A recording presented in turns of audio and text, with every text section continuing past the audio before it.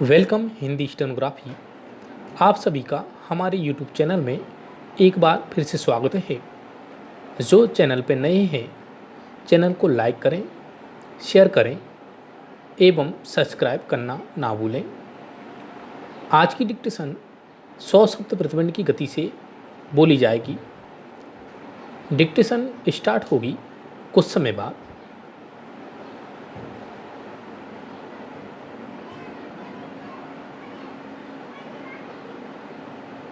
Star उपाध्यक्ष महोदय, कुछ दलों को शिमला समझौता एक ऐसे बहाने के रूप में मिल गया जिसका उनके विचार से लाभ उठाया जा सकता था और इस प्रकार उन्हें जनता का विश्वास फिर जीतने में सहायता मिल सकती थी।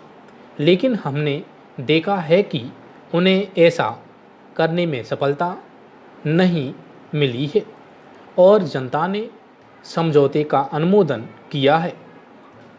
भारत के लोग भले ही पढ़े लिखे ना हों, लेकिन जब जब निर्णय लेने का अवसर आया है उन्होंने असाधारण सूझबूझ दिखाई है। मैं निरक्षरता के पक्ष में नहीं हूँ। मैं चाहती हूँ कि पूरा देश साकार बने, लेकिन मुझे कभी कभी ऐसा लगता है कि पश्चिम के देश साक्षरता पर बहुत अधिक बल इसीलिए देते हैं कि वे उसे किसी मामले की परख के लिए समझ और योग्यता का पर्याय मानते हैं। जो लोग बहुत ज़्यादा कुशाग्र बुद्धि के हैं वह भी किसी बात को समझने में गलती कर सकते हैं, लेकिन आप कुल मिलाकर पाएंगे कि प्रत्येक स्तर पर हमारे लोग अच्छी तरह समझते हैं कि उन्हें क्या चीज़ प्रभावित करती है, उनकी समस्याएं क्या हैं।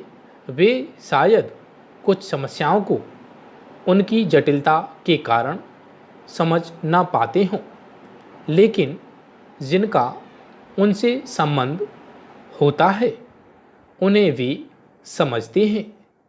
इसीलिए अनेक मूल समस्याओं पर उन्होंने हमारे शिक्षित जनों की अपेक्षा अधिक परिपक्वता दिखाई है। इस मामले में भी उन्होंने तथ्यों को समझ लिया है। भारत का सबसे बड़ा दुश्मन गरीबी और पिछड़ापन है। हमें किसी दिशा से भयभीत होने या अपने किसी पड़ोसी से खतरा अनुभव करने का कोई कारण नहीं है, लेकिन कुछ बड़ी शक्तियां हमारे पड़ोसियों को उकसाती रही हैं। अगर शक्तिशाली तत्व भारत से टकराव में दिलचस्पी रखते हों तो वे हमारे लिए खतरे का कारण बन सकते हैं। इसलिए यह हमारे हित में है कि हम आपसी मामलों, तीसरी शक्ति के हस्तक्षेप करने की स्थिति से बचें।